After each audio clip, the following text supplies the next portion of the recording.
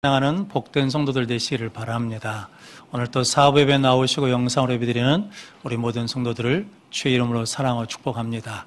우리 몇 번 한번 같이 인사하겠습니다. 예수님을 위해서 합시다. 주님만 따라갑시다.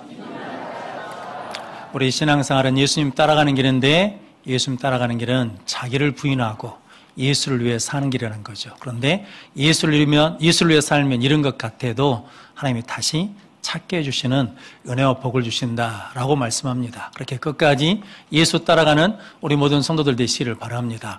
오늘은 마태복음 17장 1절로 8절 말씀, 예수님의 격려라는 말씀으로 함께 은혜를 나누겠습니다. 먼저 주여 말씀하옵소서 같이 하겠습니다. 주여 말씀하옵소서 주의 종이 듣겠나이다. 아멘. 주의 음성이 들리는 복된 성도들 되시기를 바랍니다.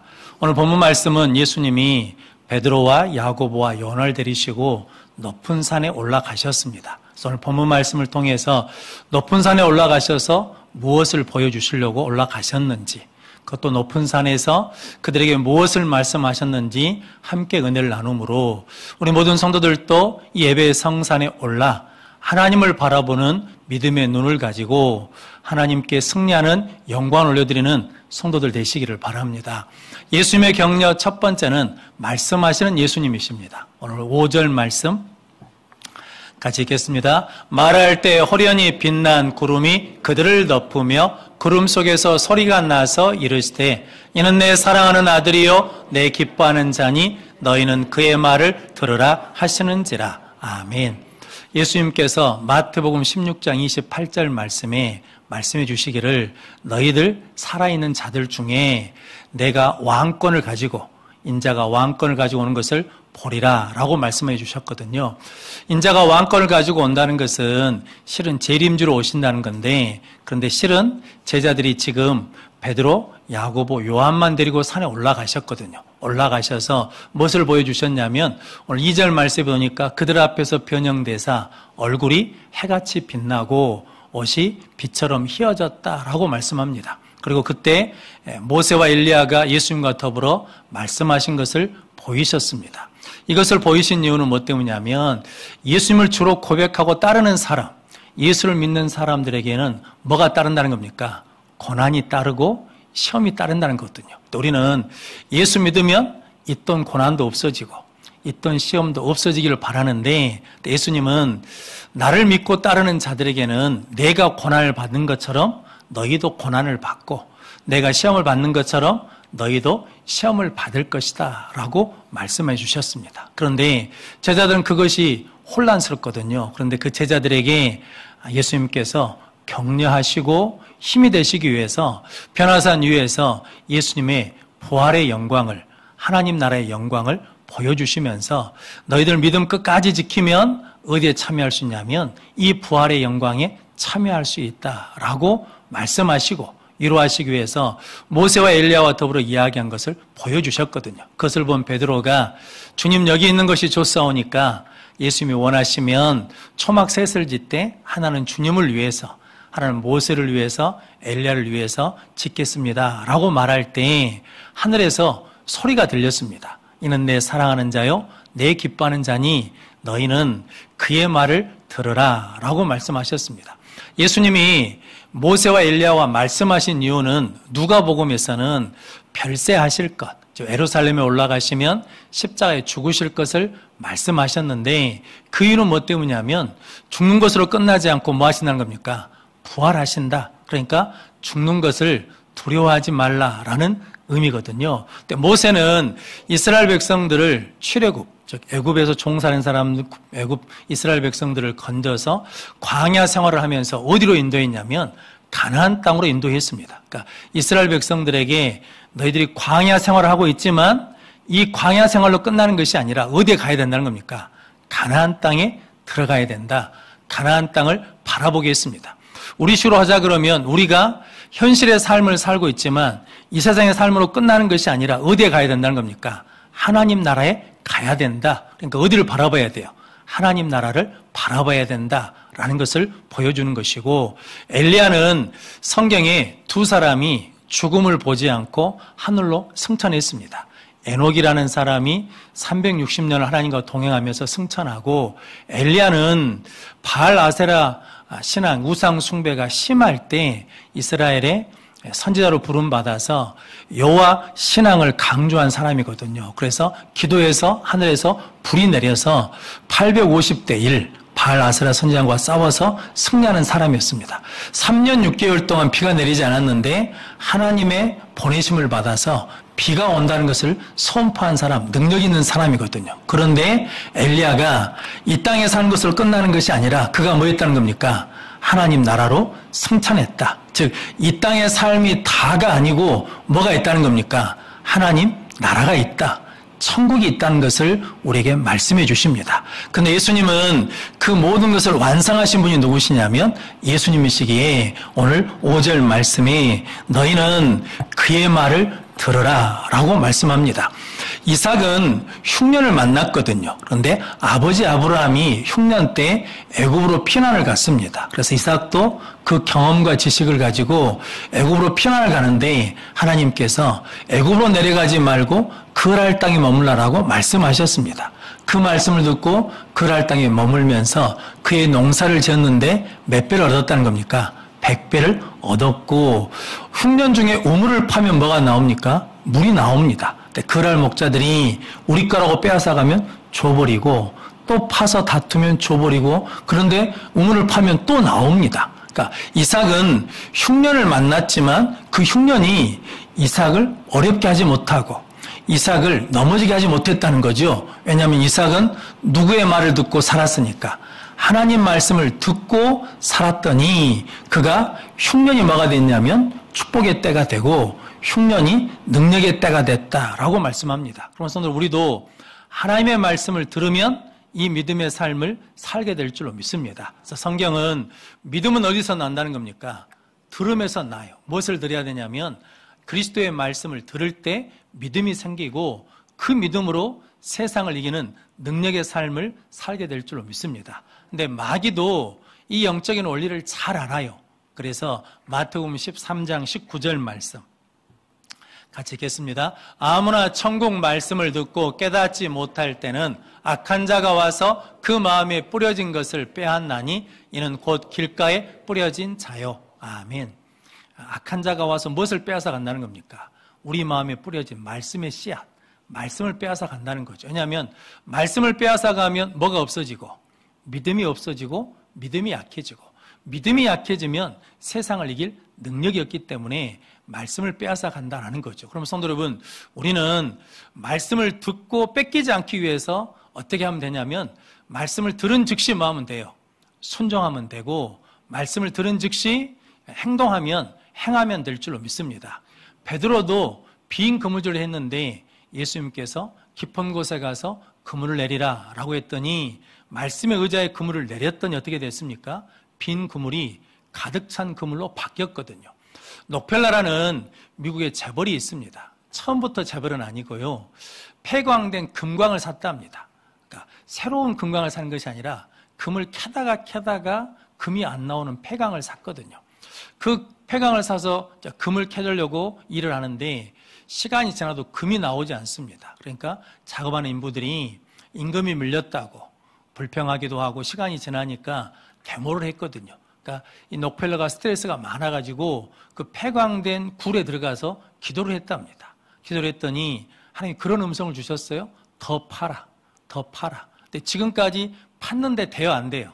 안 돼요. 그런데 더 파라고 하시니까 그 말씀에 순종해서 더 팠답니다. 그랬더니 금이 나온 것이 아니라 검정 물이 나왔대요. 석유가 나왔다라는 거거든요. 성도는 그러므로 우리도 이 땅에 살아가면서 누구 말을 들어야, 하나님의 말씀을 들어야, 예수 말씀을 들어야 살 길이 열리고 능력 있는 삶을 살게 될 줄로 믿습니다. 그래서 우리는 뭐가 들릴 때까지 기도하셔야 돼요. 하나님의 음성이 들릴 때까지, 주의 말씀이 들릴 때까지 기도하는 성도들 되시기를 바랍니다. 그 음성을 가지고 나아가서 말하고 행하면 하나님께서 길을 열어주시고 응답해 주시는 능력의 삶을 살게 될 줄로 믿습니다. 그래서 예수님께서 너희가 환난을 당하나 담대하라라고 그러시거든요. 너에게는 환난이 없다 이게 아니라 너희가 세상에서는 환난을 당하나 담대하라. 왜냐하면 내가 세상을 뭐 했다는 겁니까?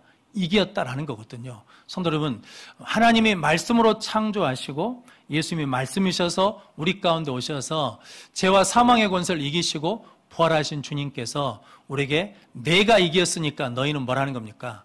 환난 중에 두려워하지 말고 담대하라. 즉 주님의 말씀을 들으면 우리도 그 능력의 삶을 살게 될 줄로 믿습니다. 성도 여러분, 예수님을 통해서 부활의 영광에 참여하고 하나님의 영광의 나라를 볼 수 있는 믿음의 눈이 열리는 복된 성도들 되시기를 바랍니다. 그러면 성도 여러분, 지금 내 문제가 크고 죽을 것 같은 문제여도 비행기 타고 우리가 올라가 보면 처음에는 옆에 건물들이 크잖아요. 근데 위로 올라갈수록 어떻게 됩니까? 그 문제들이 적어져요. 나중에 더 높이 올라가면 뭡니까? 보이지도 않아요. 성도, 우리의 하나님 예수님께서 오늘 제자들을 변화산 위로 올리신 것은 뭐냐면 너희들 이 땅의 눈으로 살지 말고 무엇을 바라보는 눈으로? 부활의 영광, 하나님의 나라를 바라보는 눈으로 살아가면 너희가 이 땅에서 믿음을 지키며 인내하며 승리할 수 있다라고 말씀하십니다. 베드로는 이 사건이 그의 인생에 굉장히 큰 사건이라고 베드로후서 1장에서 말합니다. 자기가 장막에서 벗어날 때가 됐다는 거죠. 즉 죽을 때가 됐다는 겁니다. 그때 베드로후서 1장 16절로 18절 말씀 같이 읽겠습니다. 우리 주 예수 그리스도의 능력과 강림하심을 너희에게 알게 한 것이 겸허히 만든 이야기를 따른 것이 아니요 우리는 그의 크신 위협을 친히 본 자라. 지극히 큰 영광 중에서 이러한 소리가 그에게 나기를 이는 내 사랑하는 아들이요 내 기뻐하는 자라 하실 때에 그가 하나님 아버지께 존귀와 영광을 받으셨느니라. 이 소리는 우리가 그와 함께 거룩한 산에 있을 때에 하늘로부터 난 것을 들은 것이니라. 아멘. 베드로는 무엇을 봤다는 겁니까? 부활의 영광을 봤습니다. 하나님의 영광을 보았습니다. 승리의 영광을 보았습니다. 그래서 나는 예수를 따를 때 어떻게 따른다는 거예요? 십자가를 거꾸로 지고라도 나는 반드시 누구를 따르냐면 예수를 따를 거라는 거죠. 왜냐하면 그 끝에 뭐가 있으니까, 부활의 영광이 있으니까, 승리의 영광이 있으니까 나는 예수님의 말씀을 믿고 끝까지 주님을 따르겠다라고 고백했습니다. 그렇게 고백할 수 있는 이유는 베드로가 무엇을 봤으니까? 부활의 영광, 하나님의 영광, 하늘의 영광을 보았기 때문이거든요. 성도 여러분, 우리가 찬양하지 않았습니까? 하나님의 영광을 보면 우리의 영이 뭐 하다는 겁니까? 기뻐요. 성도 여러분, 환경이나 문제가 해결돼서 기쁘는 것이 아니라 하나님의 영광으로 기뻐할 수 있다는 거거든요. 새 집에 이사하면 얼마나 기쁘시더란가요? 새 차를 타면 얼마나 기쁘시던가요? 새 옷을 살면 얼마나 기쁘시던가요? 그것이 영원하지 않잖아요. 그런데 오늘 베드로에게 그 고백이거든요. 내가 하나님의 영광을 봤더니, 부활의 영광을 봤더니 내 안에 기쁨이 영원해서 나는 그 기쁨의 능력을 가지고 말씀에 순종하며 예수를 따르는 십자가의 삶을 살아냈다라고 고백하는 거거든요. 성도 여러분, 그러기 위해서 저 여러분들도 무엇을 봐야 되겠습니까? 이 땅을 보는 것이 아니라 하나님의 나라의 영광을 보는 믿음의 성도들 되시기를 바랍니다. 부활의 영광을 보는 능력의 성도들 되시기를 바랍니다. 그래서 바울이 우리에게 뭐가 없으면, 부활이 없으면 우리의 믿음이 헛되고 가장 불쌍한 사람이라는 거거든요. 그러면 성도 여러분, 저 여러분들은 이 땅에 삶을 살지만 우리에게는 뭐가 있다? 하나님의 나라가 있다. 우리에게는 부활이 있다는 것을 믿고 십자가의 길을 넉넉히 담당하는 우리 모든 성도들 되시기를 바랍니다. 그 일을 가기 위해서는 뭐가 필요하다는 겁니까? 믿음이 필요한데 그 믿음은 무엇을 들을 때? 말씀을 들음으로 믿음이 생긴다는 거죠. 여러분들이 말씀을 계속해서 들음으로 믿음이 충만하고 믿음이 능력 있는 성도들이 되시기를 바랍니다. 예수님의 격려 두 번째는 손을 대시는 예수님입니다. 오늘 7절 말씀 같이 읽겠습니다. 예수께서 나와 그들에게 손을 대시며 이르시되 일어나라 두려워하지 말라 하시니 아멘. 오늘 6절 말씀에 제자들이 하늘에서 나는 소리를 듣고 땅에 엎드려서 심히 두려웠다라고 말씀하거든요. 하나님의 말씀을 들으면 두렵지요. 하나님을 만나면 두려움이 있습니다. 경외함이 생깁니다. 또 한편으로 생각하면 베드로가 초막셋을 여기에 짓다는 것은 영광의 자리에 있는 것이 좋잖아요.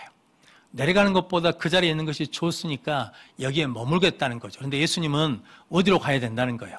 산 아래 세상으로 가야 된다는 거죠. 근데 세상으로 가는 제자들 마음속에 고난에 대한 두려움, 시험에 대한 두려움이 있거든요. 그런데 예수님께서 두려워하는 제자들에게 오셔가지고 손을 대시면서 일어나라, 두려워하지 말라라고 위로하시고 격려하시거든요.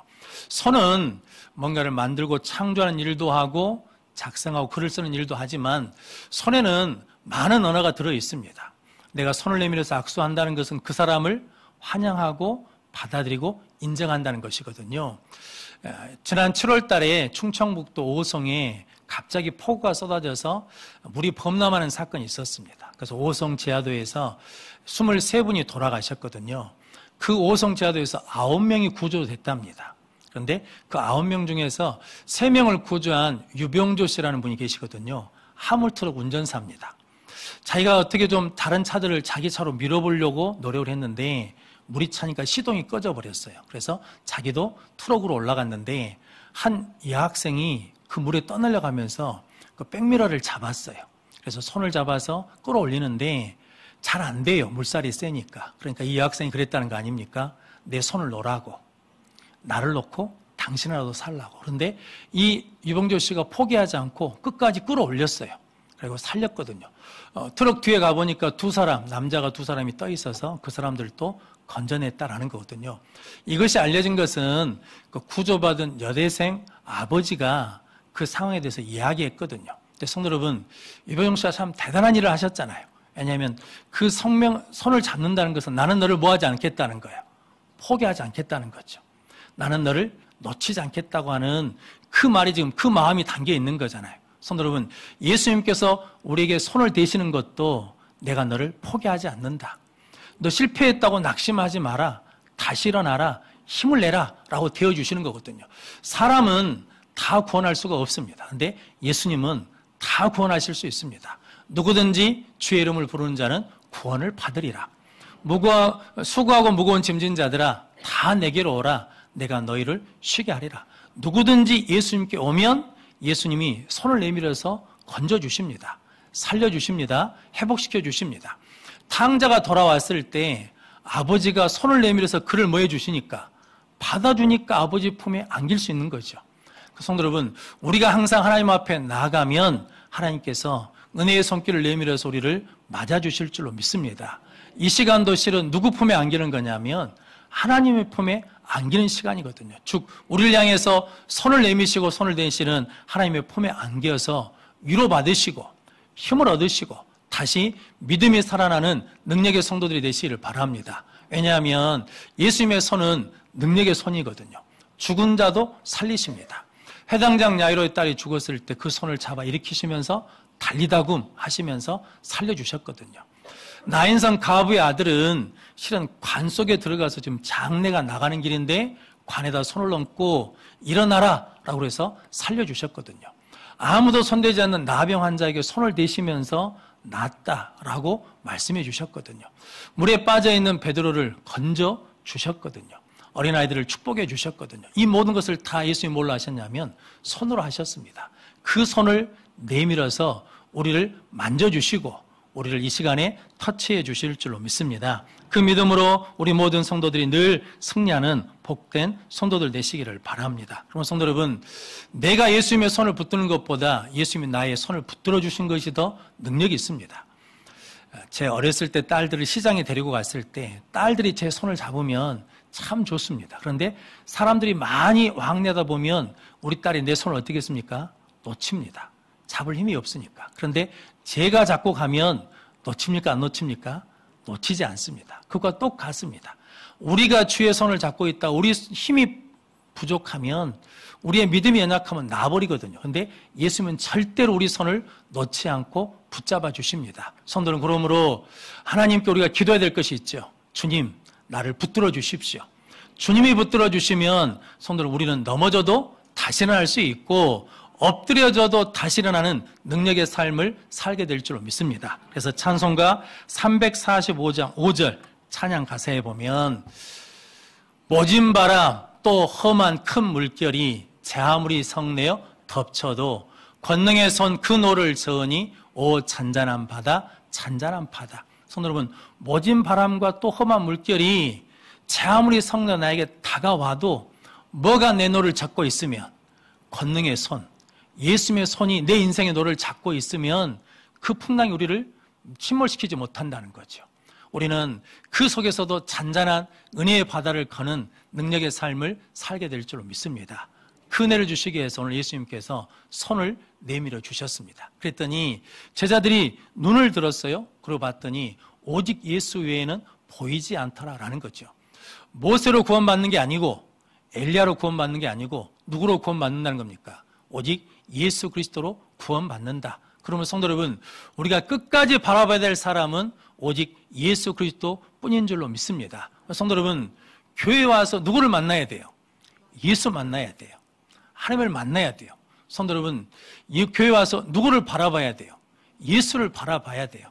그러면 성도 우리도 다시 회복되는 능력의 삶을 살아갈 수 있습니다. 그래서 베드로가 사도행전 4장 12절 말씀 같이 읽겠습니다. 다른 이로서는 구원을 받을 수 없나니 천하 사람 중에 구원을 받을 만한 다른 이름을 우리에게 주신 일이 없음이라 하였더라. 아멘. 이렇게 베드로가 선포하고 고백할 수 있는 것은 그가 변화산에서 누구만 봤어요? 오직 예수만 보이더라. 그래서 예수 외에는 구원자가 없다는 거거든요. 성도 여러분, 예수 외에는 생명이 없습니다.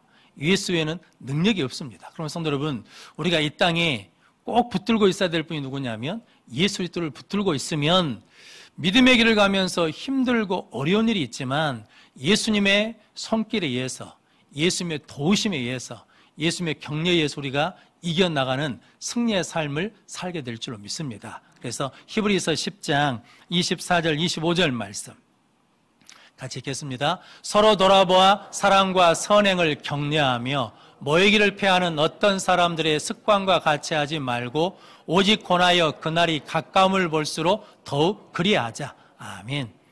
그날이 가까울수록 우리가 뭐해야 되면 서로 돌아보아 사랑하고 격려하자는 거죠. 격려한다는 것은 용기를 북돋아 준다는 거죠. 격려한다는 것은 소망을 준다는 거거든요. 예수님이 제자들에게 손을 대시면서 일어나라 두려워하지 말라라고 하신 것은 내가 너희들 절대 포기하지 않는다. 너희들이 어디를 가든지 세상 끝날까지 내가 너와 함께한다.